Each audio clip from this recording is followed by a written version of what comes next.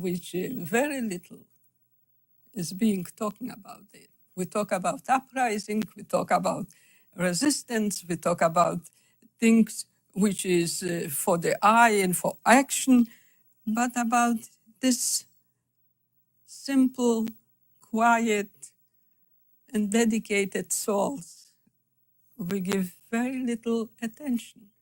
And I think history has to see them a little bit more sharp. As soon as my teacher shared Vladka's story, I was engrossed. I wanted to know more about this courageous woman. She told me about how Vladka smuggled weapons, food, and even children in or out of the Warsaw ghetto. Vladka's story is one rich with love. While in the ghetto, Vladka's mother starved herself so that she could save food and give her son the chance to have a bar mitzvah.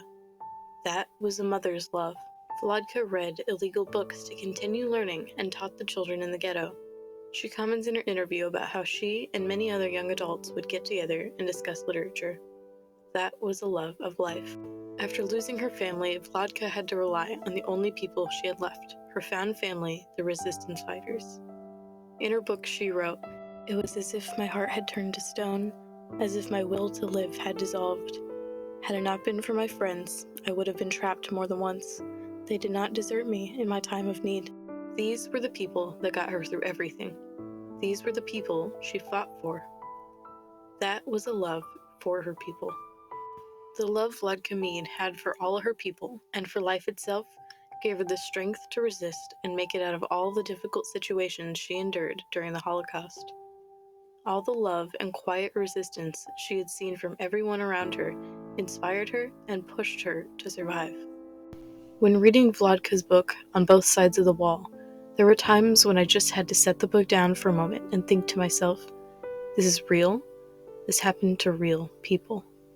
Like most stories we hear about the Holocaust, it is difficult to fathom. Despite the brutality of these situations, there is a light that peeks through the lines of this book and reverberates through the words of her interview. A compassion that is shared between the people suffering the same nightmare and demonstrated through the lengths people went to help others. Love is resistance. Resistance against all of the things, all of the people trying to take love away from you. And resistance is love, a love for life. Life without love is just existing. The love we have in our lives molds us into who we are. It makes us strong enough to resist. Vladka wanted to inspire the generations that follow to remember that the quiet acts of love and resistance can change and save lives.